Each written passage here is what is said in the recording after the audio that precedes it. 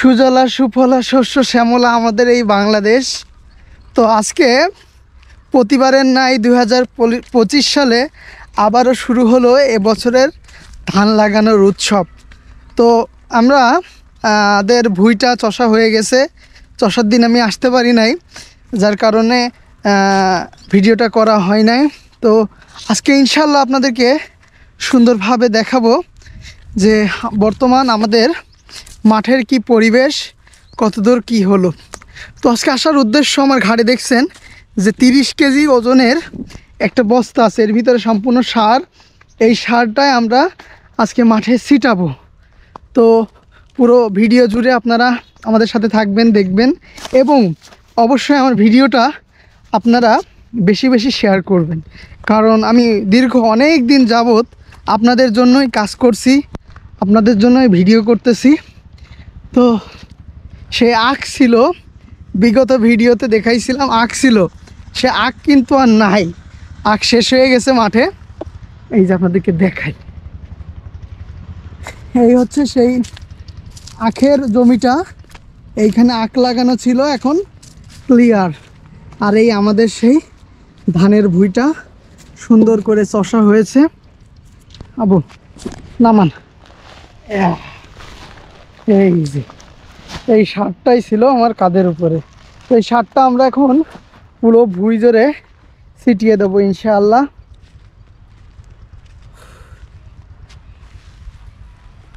আসলে ভিডিও করতে কিন্তু অনেক পরিশ্রম হয়, কষ্ট হয়।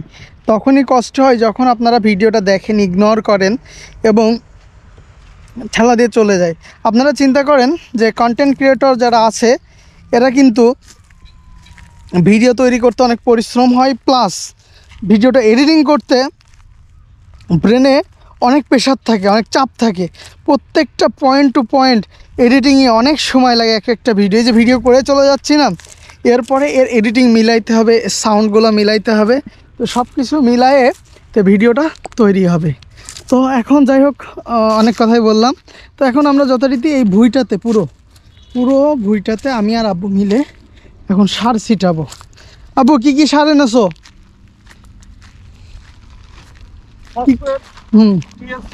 হ্যাঁ, জিঙ্ক, কপার জিঙ্ক, আর হচ্ছে আরেকটা হচ্ছে ব্রোন। এই ব্রোন। আচ্ছা, ব্রোন। আচ্ছা, পটাশ এনেছো? হ্যাঁ, পটাশ আনিনি।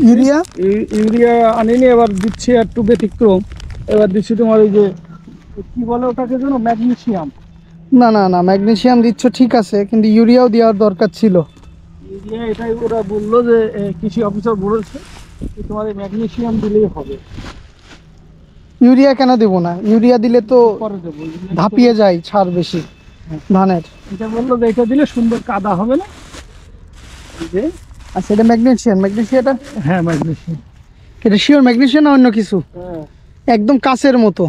হ্যাঁ, কাচের মতো এবং অনেক ড্রাই। তো দেখি, এটা কিন্তু আমাদের ভুঁইতে আমরা কখনো দেইনি, এই প্রথমেই।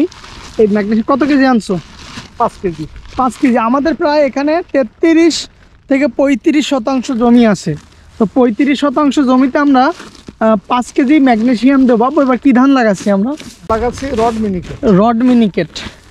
ওকে, এবার আমরা ধান লাগাচ্ছি রড মিনি। বিঘে অনেক অনেক অনেক ফলন। আপনাদেরকে না বলে যে বাইল হয়, আমি পাট টু পাট আপনাদেরকে দেখাবো।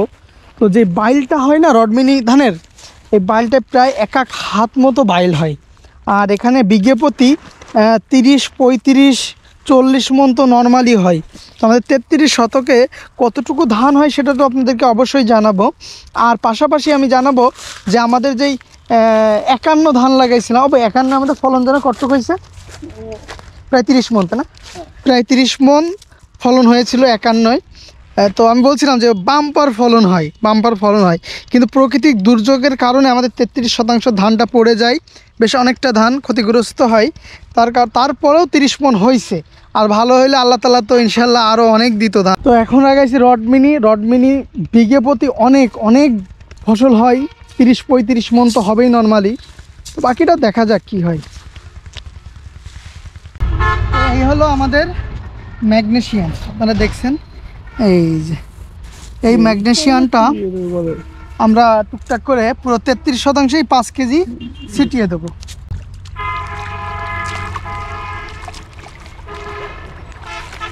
তো এই যে একদম এইভাবে সার বোনার মতো এইভাবে ছিটাতে হয়, যত জোরে পারেন এইভাবে মারতে থাকবেন। আপু, এটার উপকারিতা কি কি আছে? এটা সুন্দর কাদা করবে ভুঁইকে, তারপরে এটা ভুঁইর জন্য দরকার। সার ছিটানোতে যত জোরে এভাবে মেরে দেওয়া যায়, তাহলে আপনার সব জায়গাতে সমানভাবে সমান্তরালভাবে ছিটানো হবে। আর আরেকটা জিনিস, ম্যাগনেসিয়ায় নাকি কাদা বেশি হয়, আর যতদূর সম্ভব একটু জোরে ছিটাবেন।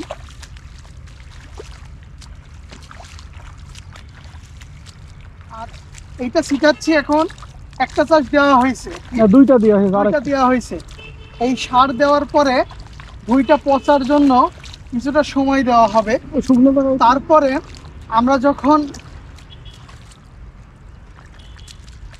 আমরা যখন ধান লাগাবো তখন আবার একটা চাষ দেওয়া হবে। সেই চাষটা দেওয়ার পরে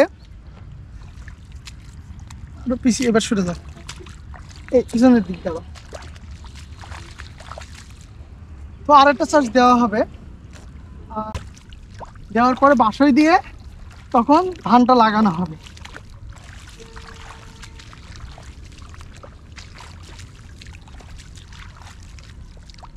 মাঠে মানুষ মনে করে যে মাঠের কাজটা খুব সহজে কৃষকরা ধান উৎপাদন করতেছে, কিন্তু আদৌ কাজটা এতটাও সহজ নয়। কাজেই আপনারা মাঠের কাজকে কখনোই ছোট করে দেখার সুযোগ নেই। ওই কৃষকরা পরিশ্রম করে ধান আপনার মুখে তুলে দিতে অন্য, এই জন্য কৃষকদেরকে কখনো ছোট করে দেখবেন না, কেউ প্রতিবন্ধকতা করবেন না।